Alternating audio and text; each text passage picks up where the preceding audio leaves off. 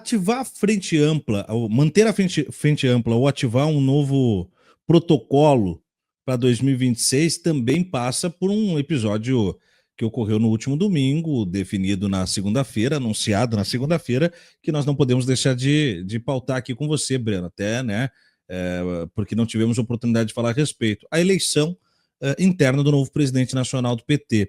Edinho Silva representa, pelo menos a priori, uma lógica que, de fato, mantém a frente ampla estendida, acanha um pouco a frente ampla, traz uma frente ampla soft, ou recrudesce para essa lógica de um espectro mais à esquerda? Qual a sua visão a respeito disso, Breno? Olha, a julgar pelas posições que Edinho Silva tem defendido desde 2022, incluindo aquelas ideias que ele manifestou na campanha do PT, dessa campanha interna, Edinho Silva propõe reconstruir a frente ampla. O que é a frente ampla? A aliança da esquerda e da centro-esquerda com partidos de centro-direita e direita que hoje compõem a base do governo. Aqui eu me refiro a PSD, MDB, PP, União Brasil. Né? Essa tem sido a defesa dele, a defesa da política de frente ampla. Então, a julgar pelo que ele propôs na campanha interna do PT e pelas entrevistas e declarações e textos que ele escreveu desde 2022, a tática que ele propõe é a tática de frente ampla para 2026. Se é essa tática, tem que parar com essa história de Congresso inimigo do povo. Porque você não pode brigar com seus aliados e querer trazê-los para a frente ampla. Quem controla o parlamento hoje, tanto a Câmara Baixa quanto a Câmara Alta, tanto a Câmara dos Deputados quanto o Senado, são os partidos que, no caso de uma tática de frente ampla, precisam ser atraídos. Tanto é assim que, até outro dia, o governo paparicava o Gumorta, o Alcolumbre e assim por diante. Agora, as posições do novo presidente do PT, Edinho Silva, elas vão estar condicionadas, até pelas características da sua eleição à presidência do PT, elas vão estar condicionadas às posições do presidente Lula. Se o presidente Lula estiver calculando, o que ainda não, para mim, não está claro, mas se o presidente Lula estiver calculando que é necessário mudar de tática, de uma tática de frente ampla para uma tática de frente esquerda, se esta é a mudança que o presidente Lula efetivamente quiser realizar, isto vai ter consequências sobre a posição de Edinho Silva. Ele tenderá sempre a acompanhar a posição do presidente Lula. Não? Então, isso teria, digamos, aí nesse caso, as ideias que a orientação que tem sido defendida por Edinho Silva passa a ter menor importância, porque a orientação fundamental é aquela expressa pelo presidente Lula. Não? Agora, não está claro para mim qual a tática que o presidente Lula está defendendo. Eu não sei se está claro para alguém. Para mim, não está. Quer dizer, nós tivemos na semana passada uma mudança brusca do comportamento do governo, do PT e da maioria da esquerda em relação ao parlamento, em relação à maioria conservadora que controla o parlamento. Ao invés de uma política de acordo, uma política de choque, de combate. Bom, isso foi um episódio ou faz parte de uma nova tática? Eu acho que isso ainda não está claro. Né? Por exemplo, estão convocados em várias cidades do país atos amanhã, de fato, pela isenção do imposto de renda, pelo projeto de isenção do imposto de renda até R$5.000, com a taxação sobre os super ricos, pelo fim da escala 6x1, enfim, por essas propostas do próprio governo, ou quando não são do governo, enfim, propostas do campo popular, estão convocadas essas manifestações.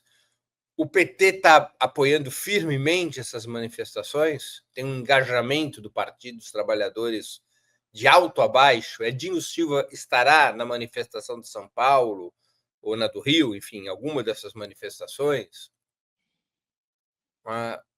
O governo está apostando no sucesso dessas manifestações. Então, é um elemento para entendermos se o que aconteceu na semana passada foi um episódio para reabrir negociações, né? É aquela história, estaria circunscrito aquele momento na semana passada, uma tática momentânea para criar uma tensão para que reabra as negociações e a vida retoma seu rumo, ou esse episódio da semana passada integra uma nova tática. Então, nós vamos ter testes. As manifestações de amanhã, dia 10 de julho, constituem um desses testes. Essa é a situação. Agora, é necessário que a gente compreenda, Tiago, o cenário em que essas decisões têm que ser tomadas. Aí eu dou aqui minha modestíssima opinião.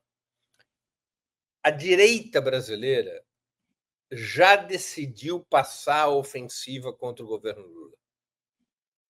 Isso é uma decisão estratégica que foi sendo amadurecida na direita brasileira.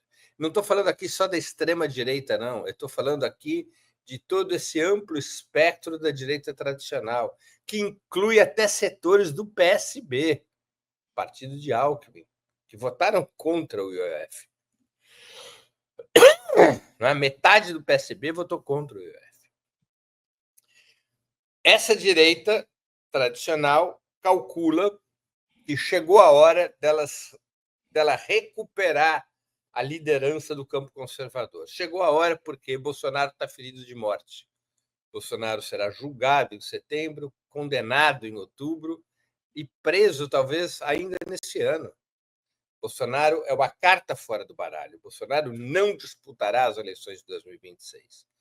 Nesse contexto, a direita considera que o campo conservador pode ser reunificado contra a esquerda. Enfrentar Bolsonaro já não é mais o objetivo da direita tradicional, como foi nos últimos 4 ou 5 anos. O objetivo mudou. O objetivo agora é enfrentar Lula. Essa decisão já está tomada. O grande empresariado, o capital financeiro, o imperialismo, os partidos da direita já tomaram essa decisão. E aquela votação do IOF foi simbólica disso. E outras votações reforçarão esse giro da direita tradicional para constituir uma frente ampla, sim, mas uma frente ampla conservadora contra Lula. E a direita tradicional tem nome para disputa, um nome do bolsonarismo, porque a direita tradicional não tem cavalo para essa corrida, não tem nome forte. Ela precisa de uma aliança com o bolsonarismo para que o campo conservador, no seu conjunto, tenha competitividade eleitoral. O nome e sobrenome é Tarcísio de Freitas. Esse é o cavalo escolhido pela direita tradicional. Há resistências no bolsonarismo. O bolsonarismo, mesmo aqueles que já se dão conta que Jair Bolsonaro não estará na urna, eles ainda insistem com nomes puro sangue. Eduardo Bolsonaro e Michele Bolsonaro são as duas alternativas puro sangue. As alternativas puro sangue não permitirão constituir a frente ampla conservadora contra Lula. Eu não consigo imaginar que o PSD, a União Brasil, mesmo republicanos e PP, se aliem em uma coalizão em favor de Michele ou de Eduardo. O mais provável, se Eduardo ou Michele forem candidatos do PL, o mais provável é que a direita tradicional se divida entre fazer a opção por outras candidaturas, Ratinho Júnior, Caiado, Eduardo Leite, ou mesmo, aí sim, manter o apoio ao presidente Lula para, mais uma vez, tentar primeiro derrotar o bolsonarismo para depois recuperar o espaço próprio no conservadorismo, né? Nesse caso, a aposta da extrema-direita seria ir para o segundo turno com Eduardo Michele contra Lula, acreditando que poderia, no segundo turno, atrair o apoio desses partidos da direita tradicional. Para o presidente Lula, na minha opinião, interessa isso, que a extrema-direita tem uma candidatura própria e que a Frente Ampla Conservadora não se constitua. Existe uma possibilidade de ser esta política do bolsonarismo.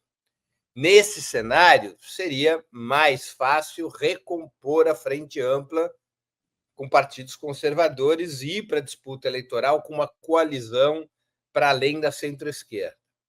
Seria possível, não é? Agora, eu acho que seria uma composição desastrosa e desnecessária. Ou seja, desnecessária porque o presidente Lula não precisa de uma coalizão com esses partidos para disputar o primeiro turno. Qualquer que seja o cenário, o presidente Lula estará no segundo turno. E acredito eu que é melhor negociar com esses partidos da direita tradicional no segundo turno. Aumenta o poder de barganha. Né? Emparedando-os na opção, novamente, bolsonarismo versus Lula. Né? Eu acredito que a negociação é melhor no segundo turno. Eu acho que no primeiro turno, a esquerda, o PT e o governo teriam mais a ganhar com uma frente de centro-esquerda que tivesse um programa mais claro, um compromisso, pudesse apresentar um discurso mais claro, com identidade mais clara para o eleitorado. Né? Agora, eu considero que nas últimas semanas tem avançado a hipótese de uma frente ampla conservadora, porque o Jair Bolsonaro tem que fazer o seguinte cálculo. Ponha-se no lugar dele, Tiago. Ele vai tomar uma sentença pesada. É provável que ele seja condenado a alguma coisa entre 30 e 40 anos de prisão. Na melhor das hipóteses, ele sairia em regime semiaberto depois de 5, 6 anos de cadeia fechada, em regime fechado. Não há como impedir isso. Essa decisão já está tomada. Eu já disse isso antes, eu vou repetir. Há provas do envolvimento de Bolsonaro numa tentativa de golpe de Estado entre 2022 e 2023. Há provas. Aos meus olhos, pelo que eu pude ler nos autos, nas denúncias, há provas. Mesmo que não houvesse essas provas, ele seria condenado. Ainda que não houvesse prova alguma contra Bolsonaro, ele seria condenado porque é do interesse da maioria da burguesia brasileira e dos seus partidos alijar o Bolsonaro da disputa eleitoral para que a direita tradicional, que é a representação política mais robusta da burguesia brasileira, para que essa direita tradicional possa recuperar a liderança do campo conservador. Então, Bolsonaro sabe que está indo para a cadeia e ele vai fazer a seguinte conta. Como é que eu fico o menor tempo possível preso? Bolsonaro não é homem de aguentar cadeia. Não é homem de aguentar cadeia. Ele tem uma personalidade covarde. Ele treme. Ele é medroso. Ele não é Lula. Ele não vai aguentar cadeia. Não vai aguentar cadeia. Então, ele vai pensar assim, bom, a única chance que eu tenho é se ganha alguém da direita com o meu apoio e, em troca, me garanto o indulto caso seja eleito. Qual é a possibilidade mais garantida que ele tem para isso? Alguém da família. Não. Alguém da família, ele pode perder a eleição, porque ele não vai ter certeza que os demais partidos da direita tradicional irão apoiar a família Bolsonaro no segundo turno. Aí seria se abraçar no Tarcísio.